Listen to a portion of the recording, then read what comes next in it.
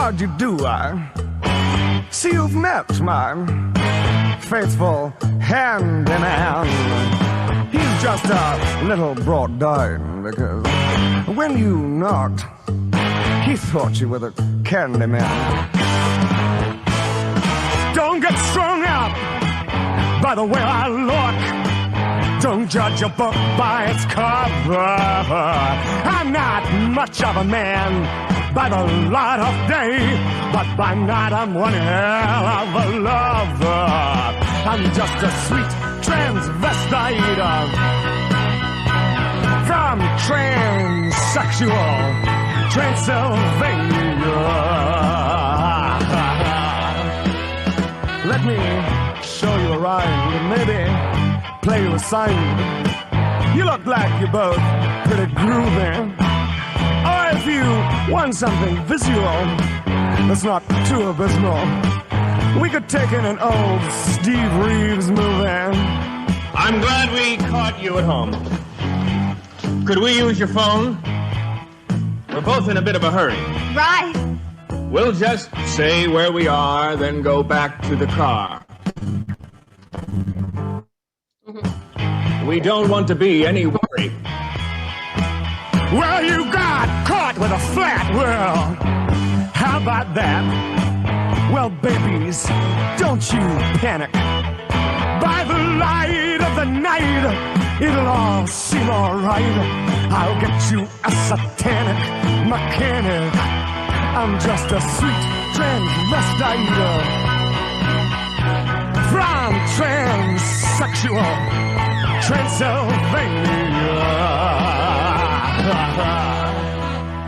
Why don't you stay for the night? Or maybe a bite. I could show you my favorite obsession.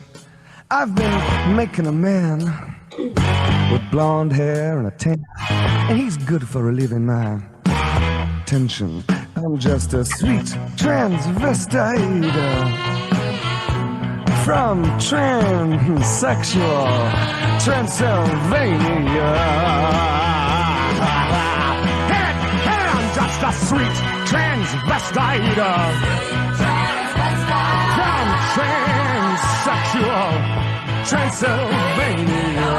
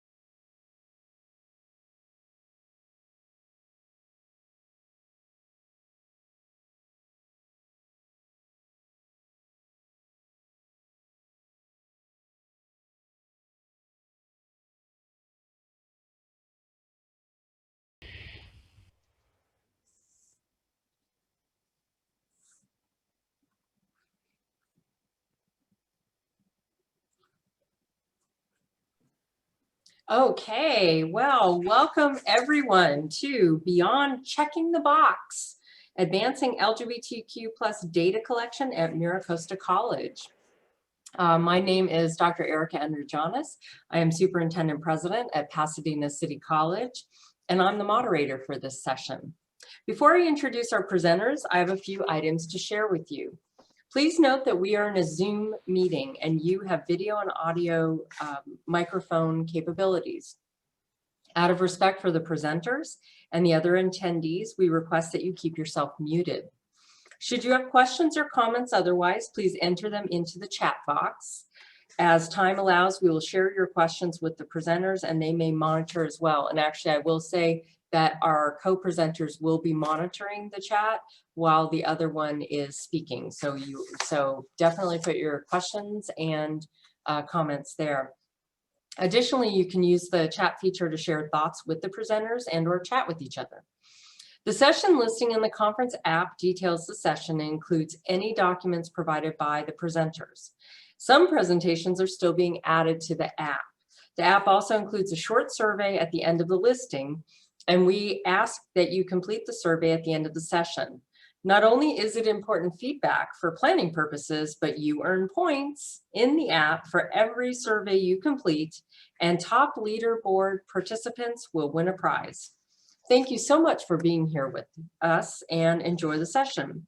It's now my pleasure to introduce our two co-presenters. The first is Christina Lundy, Program Manager for Student Success and Equity, and Lisa Trescott, Research Analyst for Student Equity and Achievement from MiraCosta College. So Christina, take it away.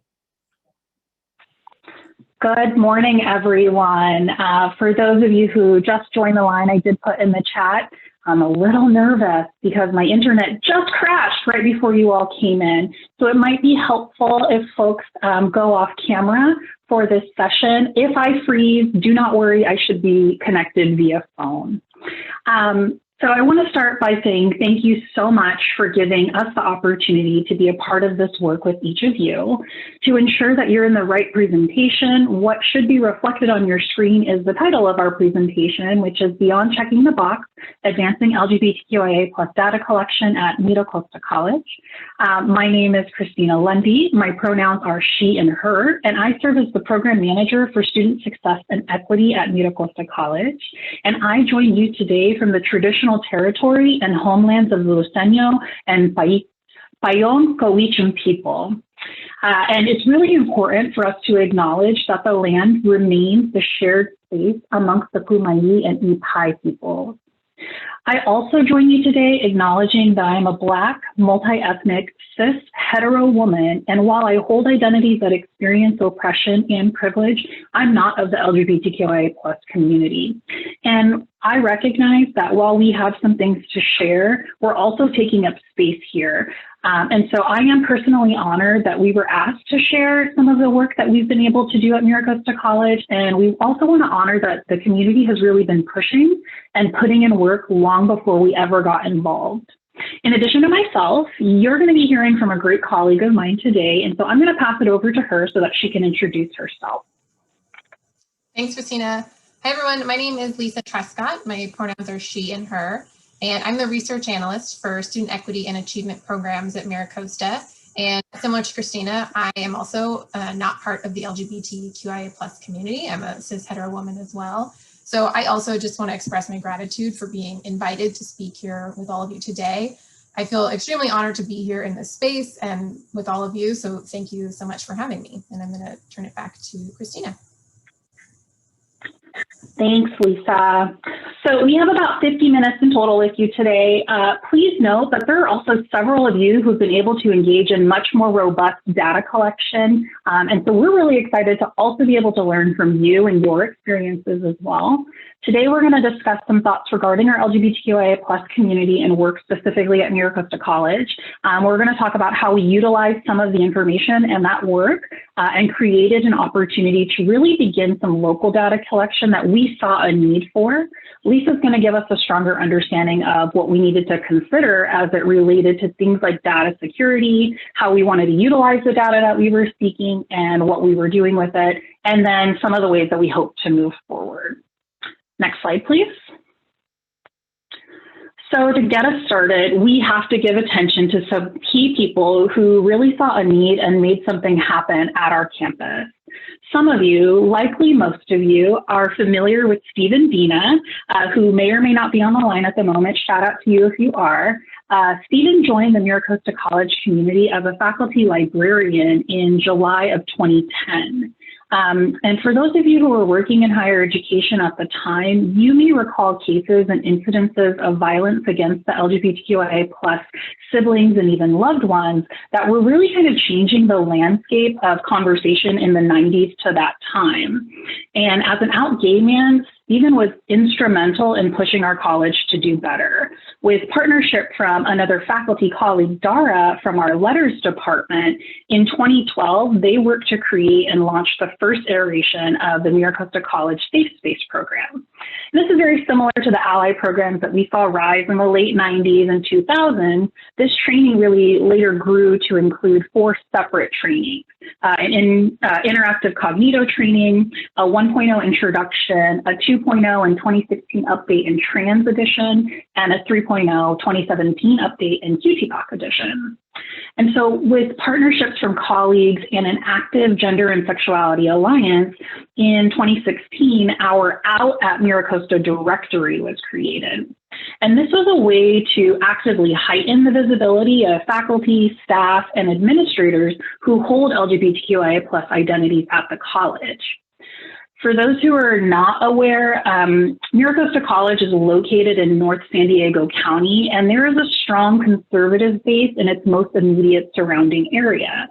So the creation of this list promoted the desire for inclusion and fostering a campus culture in which everyone feels valued, has community, and as a signal to students with similar identities that they have representation and support within the employee base on our campus. But again, we have to remember that representation is only a starting point. During that same year, we also participated in the Campus Pride Index assessment and scored a disappointing 1.5 out of 5 stars. And that really made it clear that there was still a lot of work that needed to be done. So Stephen, Dara, and GSA Club leadership continue to request and even push our college leadership to engage in work for and with this population. And as we know, and what was reiterated by Chancellor Oakley this morning, is that a lot of what gets adopted on college campuses is centered on data. So they went searching for the data. Next slide, please. Most of us in attendance work or probably attend a California community college. Shout out to the students on the line.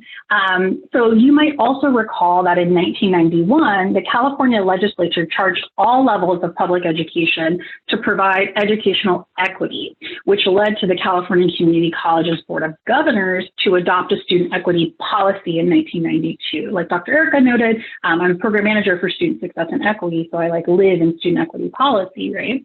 And that policy really was to ensure that groups who were historically underrepresented, or what I would say underserved and minoritized in higher education, had equal opportunity for access, success, and transfer. At this time, we were seeing a complete lack of data collection on the students who, actually hold these identities in our colleges. And as I noted on the previous slide, what we know is that many, if not most of all of our decisions on what to implement are based on the data that we have. And while anecdotal evidence does tell us a lot, we're often called to present more evidence-based data, right, to justify our decisions, policy, practice, and even the funding allocations that get assigned to different programs and procedures. And so I believe that there was also a session in the first time slot this morning that discussed data-driven decisions. I know that some folks may have been on that line. So I do invite everyone to also check out that recording when it becomes available, because my understanding is that that was presented by the Chancellor's Office or representatives from the Chancellor's Office. What I know, and what I think we all know, right, is that data serves as a means to chart the issues and the needs that affect various communities and provide a lot of opportunities for us to move towards solutions. But just like we see nationally, I think that there was and there continues to be a persistent lack of routine data collection on things like sexual orientation, relationship to gender identity, and gender expression, including the disparities that affect the LGBTQIA+ population, leaving like the challenges and the needs for this community largely unmapped.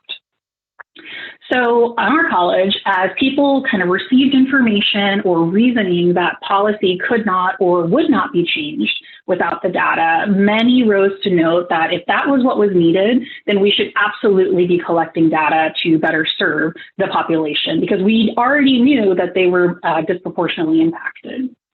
So advocacy occurred throughout the state from many at our colleges, and the Chancellor's Office did begin to collect some data on these groups. And while this was necessary, I do think it is important for us to also note that the categories we began to collect data on were often not appropriate and were definitely not enough variables for us to be examining. Many of you are probably familiar, and we'll talk a little bit more about it on the next slide, with California Assembly Bill 620, which required the California community colleges to collect aggregate demographic information regarding sexual orientation, gender identity, and gender expression of students. And so in September of 2015, there was a subcommittee of the CCC Apply Steering Committee that reviewed a new change request to update the current implementation of the gender and AB 620 fields in CCC Apply. But once that data was collected, it was extremely hard for local colleges to actually access it. And so that data was shared with no information to identify students, no matching information to identify students. And so it was making it really challenging to be intentional about helping specific students. When that was addressed, the data was then shared to local colleges in an encrypted data file. And what was noted at the time was that campus information, security policy, process, and controls were really lacking. And so, a breach of highly personal information might actually contribute to the targeting of students for things like intimidation, harassment, or even violence. And so there were tightened measures that were put into place to protect the privacy and the safety of our students. And while neither Lisa or I were around at that time, I do see a certain level of value in wanting to ensure that we're not unintentionally outing students. And I also wonder, were there more opportunities for us to push a little bit more to ensure that we could really intentionally service this population? And to add another point of consideration, we were then also required to report on these populations to MIS starting in the summer of 2018. But again, we had no way of pulling that data from CCC Apply to create our MIS files. And while the steering committee for CCC Apply was working really hard to decide the best pathways forward to meet AB 620, what we knew at MiraCosta was that regardless of the intent of the policy and the practices, the impact on our community was great. And so we decided to work to create our own tool. Next slide, please. So again, with this in mind, colleagues at the college really pushed for more opportunity. Well, like I noted, we had a safe space program, but it was created, maintained, and hosted really by caring people on the campus. It was not the responsibility of a particular employee position or a department.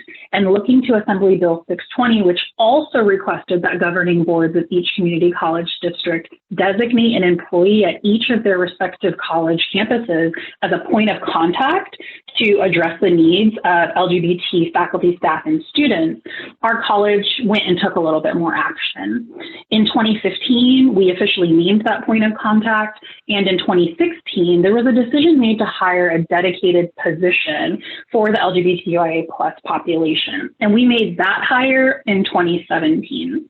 And so that hire, which I have to shout out, is India Pierce, who happens to also be one of your planning committee members for the summit this year, Go India, has really been instrumental in pushing us forward.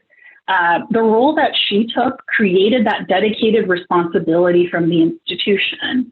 With the troubling results of the Campus Pride Index, she really set out to collect so much more anecdotal evidence on this kind of like campus-wide tour. So she went on a bevy of one-on-one interviews with colleagues who had been doing the work, students in our Gender and Sexuality Alliance, students not in our Gender and Sexuality Alliance, and other colleagues from across the college. And really the information that she collected revealed what we already knew. And that was that we needed to be doing more. Point blank period, right?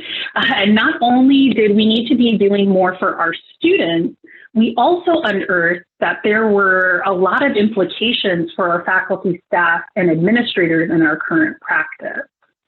And so while we had made this decision to begin more formally collecting local data, it was with her dedicated time and care that we settled on utilizing a survey that all of our students are asked to complete and work to update it to include information with regards to identities and variables that really might affect this population.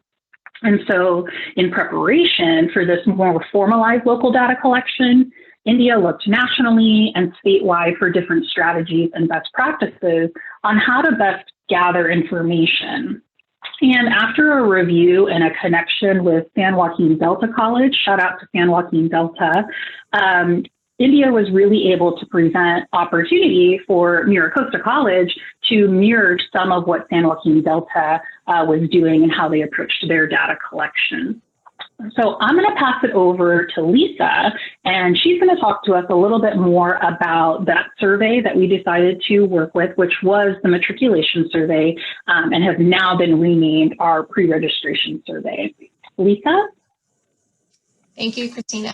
So yeah, due to the obstacles and the hurdles that Christina outlined, we knew we wanted to develop something locally to capture data for sexual orientation, gender identity, and expression.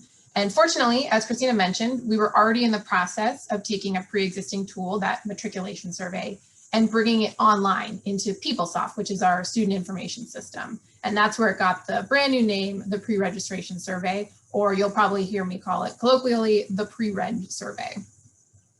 So this is a local tool, it's completely homegrown, and really the original purpose was to confirm information with students. So things like, is this still your email address? Are you still an accounting major? Things like that. And we saw this as a really great place where we could piggyback on the efforts that were already underway and expand the pre-reg survey to ask additional information of students as well. In particular, we wanted to expand the survey to include questions about sexual orientation and gender identity. And you'll also see later in the presentation some other pieces that we collect with this survey as well. But by using our own tool, we really had a lot more control over three main areas that we saw as key. So first, we were able to craft our own questions and answer options for them. So if you've worked with CCC Apply before, you know it's not really easy or quick to get questions changed. And so we knew we wanted to present students with a more inclusive answer option list for these questions. And just as an example, on CCC Apply at the time, the answers for sexual orientation were straight or heterosexual, gay or lesbian, which is one category, bisexual, other, and declined to state. And so we didn't think that was a super exhaustive list, and we knew there were more sexual orientations that we wanted to include and present to students. And so those things just weren't going to be possible for us to do within the constraints of CCC Apply. So secondly, we had a lot more access to the data by using our own local tool. You know, as Christina mentioned, there were obstacles to downloading this data initially, and it was really kind of guarded by CCC Apply in the beginning. And so by using a local tool, we kind of circumvented these issues, and we're able to access current data on a more as needed basis without those obstacles. And then lastly, by using our own data collection tool, we were able to really control when we gathered this information from students. So students complete an application when they first apply to the college, but then if they don't have any gaps in enrollment, they may never fill out another application again. So that might be the only time we get that information from students. And that does work for a lot of the variables that we collect, but particularly when we're talking about variables that are fluid, like sexual orientation and gender identity and expression, only asking that information of students one time means we might not be using the most up-to-date information when we go to look at this data. So it also might be the case that especially for our younger students, they might be completing the application with a parent or caregiver present and may not be out to that person yet. So again, just relying on that data that the students report when they first apply might not accurately represent those students' identities now or at a later date and time. So the pre-reg survey really took care of that piece for us because it's asked of the students every single term. So at the start of the enrollment cycle, the survey gets placed into a student's to-do list in PeopleSoft, and students cannot enroll without completing this survey. So if they try to bypass the survey and go directly to enroll in classes, they get a pop-up message that says, you need to go back and you need to take this survey before you can actually enroll in the class. So this really ensures that we're able to collect this data reliably every single term and then update our records should any of these things change for a student. So after a lot of planning with student equity and our AIS team, we were able to implement data collection in fall 2019. And at that point in time, we were able to add questions around gender identity, sexual orientation, and about whether students identify as trans or hold a trans identity. And so before showing you the questions that we include on the survey, I do want to note that creating these questions it was a balancing act. So I mentioned that we wanted to go outside of CCC Apply because it gave us a little more freedom in how we ask this information of our students, which is absolutely true. But we also didn't have just a complete free reign because we still had to ask these questions in a way that we could map back to the pre-existing MIS categories. So it really was walking a fine line and balancing between coming up with questions that satisfied both our desire to be inclusive and the reporting requirements that we had to fulfill. And you might see that balancing act reflected in the questions. So that being said, we'll look at those questions as they're displayed to students. This is the question we have for gender identity, and it is a multi-select question. So students can indicate one or more of their identities by toggling any of these switches to yes. So they all default to no, so the student would have to toggle it to yes. And we also have a question for, do students consider themselves transgender, which is a drop-down menu, which is yes, no, or prefer not to answer. And then we also have sexual orientation. And this is the drop-down menu that students have to select from for this question. So you can see this is a more comprehensive list than what's presented on CCC Apply, but we also recognize that this is not exhaustive or complete, and it's going to continue to require modification in the future. We've actually already modified these options from the original values that we developed in fall 19, because unfortunately we had not included asexual as an option in our first list. So we absolutely recognize that all of these questions are continuously a work in progress. As language changes, as our understanding changes, we will continue to update these questions in the future. I also want to point out that all of these questions have the answer option, prefer not to answer, because we never want students to feel like we are forcing them to disclose information to us. And especially with this survey, this places a hold on their enrollment. So we don't want to create an uncomfortable situation for anyone where they feel like they can't enroll in a class until they disclose a certain piece of information. So it's really important that we make sure to always give students the option to not tell us a piece of information. And then lastly, before moving on, I also want to mention that these 3 questions are asked of all students, and that is regardless of their age. So initially on CCC Apply, these questions were only presented to students who were 18 years or older, but we felt it was important to gather this information of all of our students. This has been a community that has been invisible in our data and on our campus for a really long time. And so we didn't want to continue to perpetuate that. We didn't want to continue to create little pockets of invisibility. So we decided to go ahead and gather this information from all of our students. So we've collected this information from everyone, and now we need to make sure that it is stored securely. We store this data just like all of our other data that we collect of students. Initially there were discussions about, how are we going to lock this down? How are we going to add extra security or extra layers of encryption? And then ultimately we asked, do we need to do that? And we decided no. One of our frustrations with the data being collected through CCC Apply was how it was treated so differently than all of our other student level data. And we collect a lot of sensitive information from our students, and we really didn't see a need to treat this any differently than all of the other sensitive data that we collect. So it's treated exactly the same, which is to say that it's housed locally in our PeopleSoft system.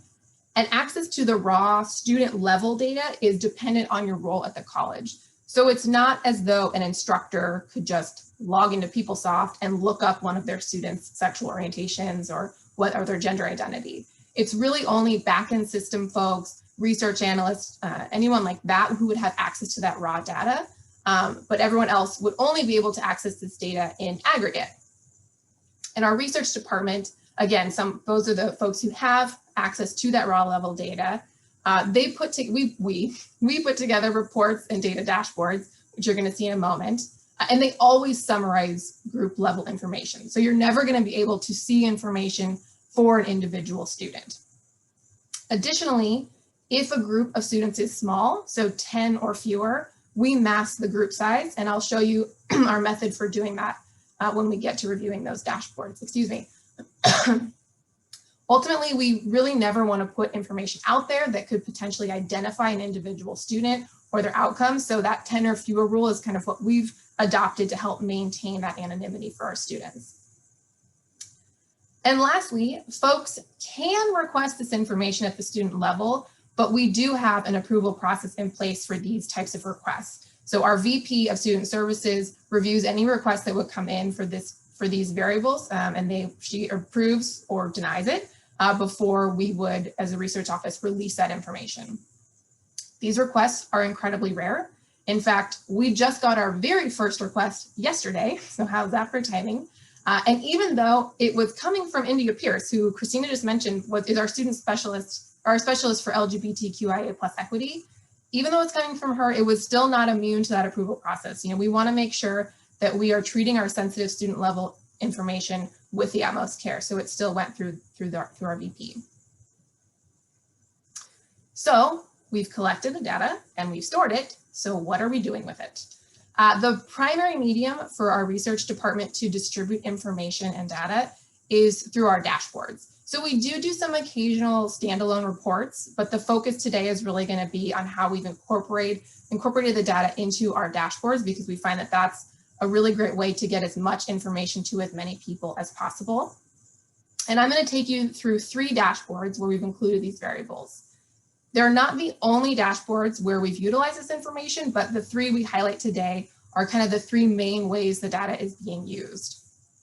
And so the first one we're going to look at is our student profile dashboard.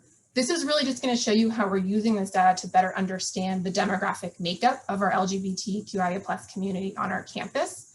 And then we'll switch over to the program review dashboard, and I'll show you how both student services and instructional programs are using this information really to set goals for their programs, and you'll get to see how this information is being used to look at student outcomes. And then lastly, we're going to look at the basic needs dashboard, which is going to highlight how this information is being used to really better identify students who may be in need of additional support and resources. So you'll see excerpts from all 3 of these dashboards, and then I'm going to turn it back over to Christina, and she's going to talk to you about how this data was used to help craft our equity plan, and she's going to say something right now before we look at the dashboards. Thanks, Lisa. Yeah, I just wanted to chime in and note that all of the data sets that Lisa is going to discuss with us, again, are all of our local data sets, and we utilize all of them to really inform how we approach our work in trying to reduce equity, trying to reduce disproportionate impact or equity gaps for various populations within our student equity plan. Since the student equity plan has to address the identified disproportionate impact that's exemplified within our student equity and achievement data, we really try and take a strong look at that data and then all of this local data that Lisa is going to share with you to really help us inform what interventions or even activities that we should be working on to help implement. I do want to note there are a couple of questions in the chat, and I'm holding on to some of those because they might be addressed in the presentation, and if not, we will address them at the end, but I do see your questions. Next slide, please. Great, thanks, Christina. So first and foremost, we really just wanted to see what the LGBTQIA+ community looked like at MiraCosta. So the very first place we added this information was to our student profile dashboard. And this is a dashboard that really just presents demographic information for our students. There's about 25 variables in there, so we can just better understand who our students are. And in fall 19, we were able to add sexual orientation, trans, and gender identity. And so when we looked at the trans and gender identity questions, we are seeing a fairly small proportion of students who hold those trans identities or identities other than man or woman. And where you see like the 0%, that just means it's less than 1%. So it's a very small group of students. However, when we were looking at sexual orientation, we saw that we had 11% of students who were reporting an orientation other than heterosexual. And that corresponds to about 1,500 students in this term that we are looking at in particular, which is a lot of students. I think it's a lot more than we expected to see. I also want to point out that, again, I just want to highlight how important it is for that prefer not to answer category. We had 10% of students who decided not to tell us their sexual orientation, which again, this is about 1,400 students who just don't feel comfortable disclosing that information. So again, just highlighting the importance of making sure that students have the ability to opt out of all of these questions. But back to that 11% for students who did not report or who did report their orientation, this was really eye-opening because what we consistently see reported in San Diego in general is about 5% of the population is in the LGBTQIA+ community. So we're seeing double that. And this really shed light on the fact that we have a lot of students who really have been invisible in our data for a super long time. And it really solidified the need for us to bolster our services and support resources for this population. And then we'll continue to highlight this need in our program review dashboard for both student services and instructional programs. And in terms of student services, it's really similar to what we just looked at on the student profile, in that we're still looking at the demographic breakdowns for each program. So each program can go into this dashboard and view the proportion of students that they serve from a given group, which is all the dark blue. So the dark blue is whatever program you are part of. And then they can compare it to the proportion of that group at the college level. So college-wide are all the gray bars. So here we're viewing that disaggregation of these three variables, and each program can kind of do that visual comparison of their program to the college-wide makeup. But then each program also has a secondary view that allows them to analyze whether their program is serving students proportional to the college-wide makeup. So this is just a proportionality index that we've included. So in this view, if a bar is in kind of that pinkish red area, it means that the group is underrepresented in that program. So in terms of sexual orientation, you can see that there are a few groups of students that are underrepresented in this particular program. Our bisexual, gay, and pansexual students are not being served at a rate that we would expect, given how many students from each group are at the college. So the goal of providing this information to programs and showing this proportionality index is really to help them identify where they can increase outreach efforts or maybe tailor their services to better meet the needs of the LGBTQIA+ students and other underrepresented groups on our campus. When we look at the instructional side of program review, this is where we first start to look at outcomes for this population. So on this dashboard, we're presenting course success and retention rates for all of the classes taken at the college in a given term. So in this term, overall course success rates were 72%. So of all classes taken at the college, 72 were passed successfully. To the right, we provide the disaggregated view. So you can we have a disaggregated by sexual orientation, but we can do a disaggregation by all the variables we've been talking about today, as well as other demographics. So I'm looking across all the groups. I can see pretty quickly that we have our queer students here who only have a 58% success rate. And that really jumps out to me because that's quite a bit lower than the overall 72%. And we're going to come back to this on the next slide. So I just wanted to highlight it here. But this really gives that high level view of how each group is doing as a whole compared to the group as a whole, excuse me. But then each program can also filter down into different subject areas. And again, you see that same overall success in the subject compared in the disaggregated view to the right. And then programs can even go all the way down to specific courses. And as I'm sure you're probably thinking, well, as we filter down and down from kind of a broad high level view to more and more specific groups, our group sizes are going to get smaller and smaller. And here's where I want to show you how we mask that data.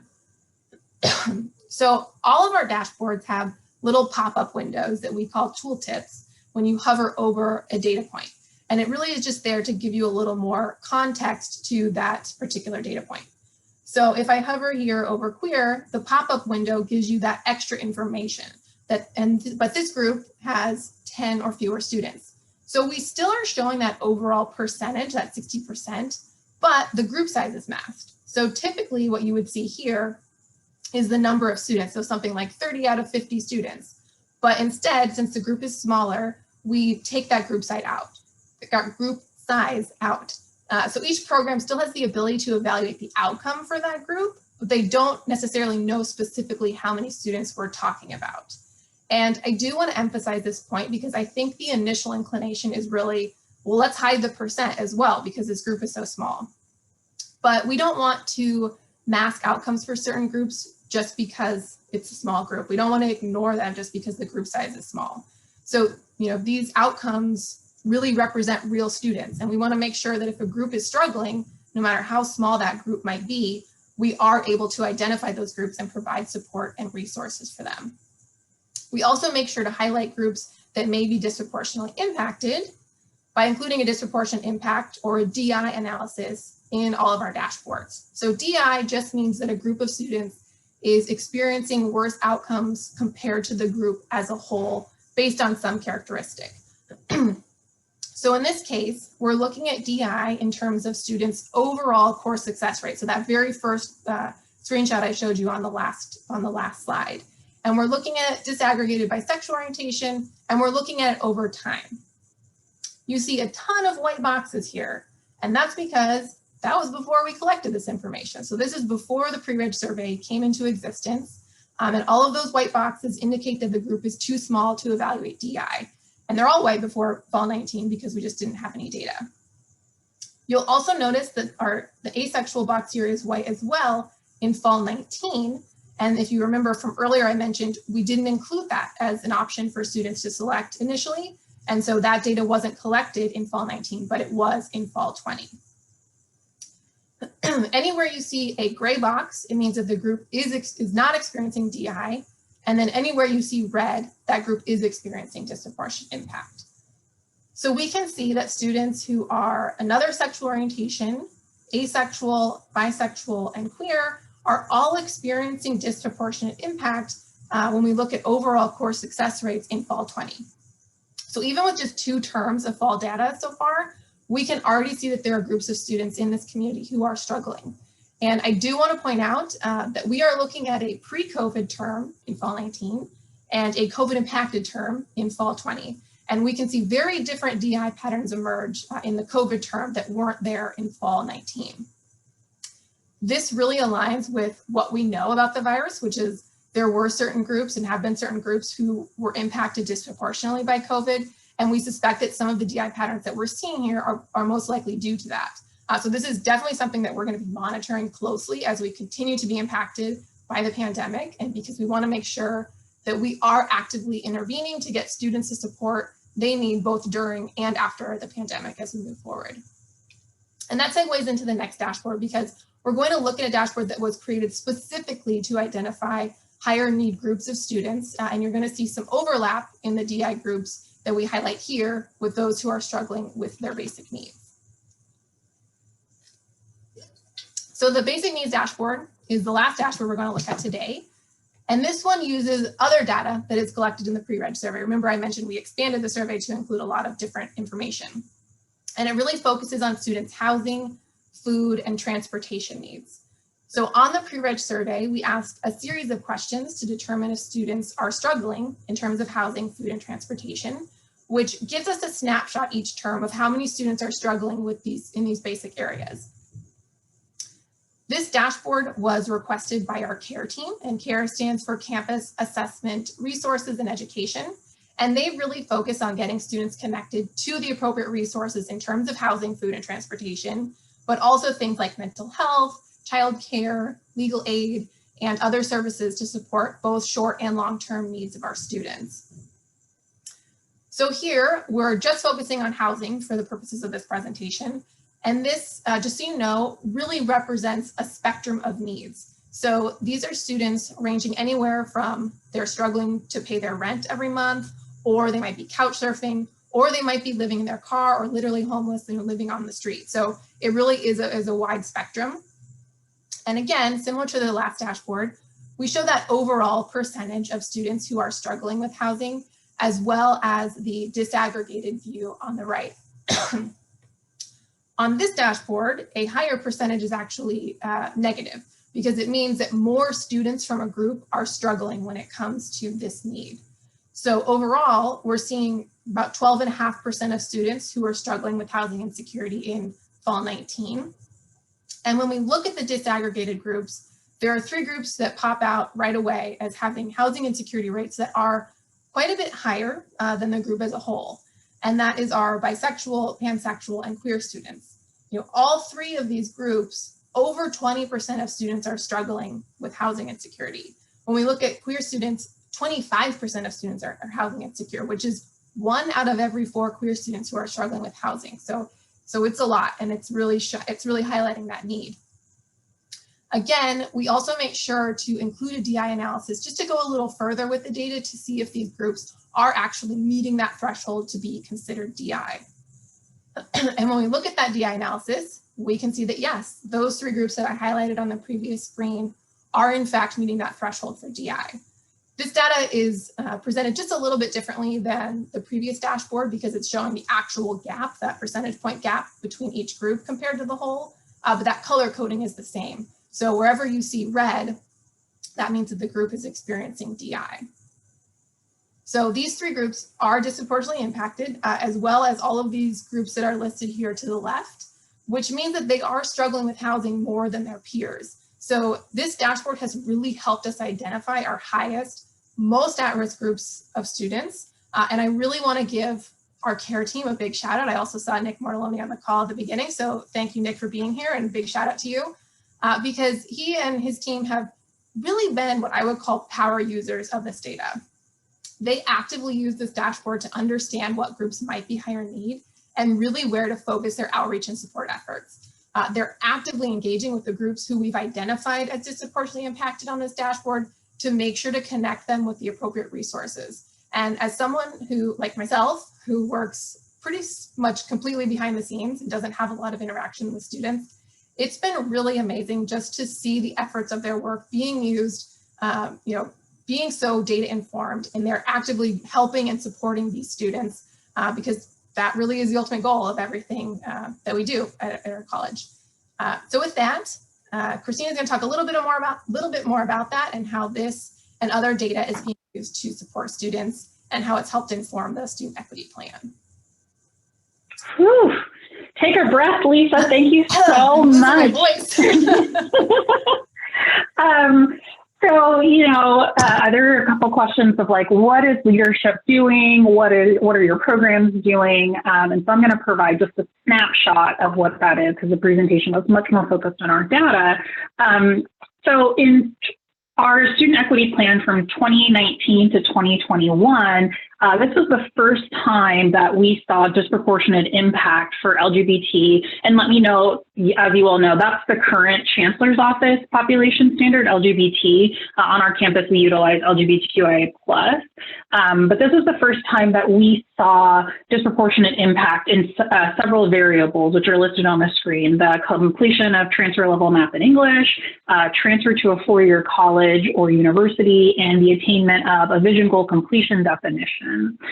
But again, we've got to remember that this was the first time that we saw any of this population springing up because, like I said way earlier, that was the Chancellor's Office had just recently really began to collect more information and data to really highlight this disproportionate impact. So again, our local data really is utilized to inform us of the impact that we're seeing on the campus that might not presently be included in the MIS data files. So, we always have to remember, and this kind of gets to Dan's question a little bit earlier, that data is just a snapshot in time. And so with the fluidity, comfort, and even some of the safety, right, of this community, the sharing of the identities that our students want to share with us might change over their time and their career with us at the college. And so we identified activities in the last student equity plan, and the next iteration of the student equity plan is in 2022. And so we anticipate there'll be much more robust information in there. But we included things like a stronger equity-focused guided pathways framework. And that's like a lot of jargon, right? But it's to really kind of drill down to understand who is disproportionately impacted on our population, and then what are we doing to ensure that they meet those different metrics. The development and the sustainability of culturally sustainable pedagogy and relevant kind of like practices in our classrooms, and a continued focus on the implementation of AB 705. And so kind of really working with individuals on the campus community to say, this is what we're seeing, right? And because now we have this much more robust data, we're not just looking at the student equity and achievement data that comes from the chancellor, the disproportionate impact data, we're also looking at all this other data. We need to be thinking much more holistically about who our students are, right? I think somebody also asked a question, can we disaggregate via ethnicity? And we can. Right? And so we need to start thinking about the intersectionality of the identities that our students hold. Next slide, please. When I was discussing that dedicated LGBTQIA plus equity specialist, India, who actually is on the line, has been answering some of your questions, I didn't note that her role is actually only an 18-hour part-time position. And so as more data comes to inform our work, we're really working through strategy to increase that role to be full-time and permanent, right? That position also really addressed a very evident need in creating more community, right? And subsequently, India wasn't able to do that all by herself. So in 2019, we also hired a temporary 18-hour campus aide. We call her program liaison. Her name is Jordan Sanchez. You can see that I like to shout out people who are really putting in the work. And Jordan Sanchez has been so amazing to really support India and the LGBTQIA plus equity functional area within the department that I oversee. And so the college also has a robust set of what we call learning communities. We call them our academic success and equity programs, or our ACE programs.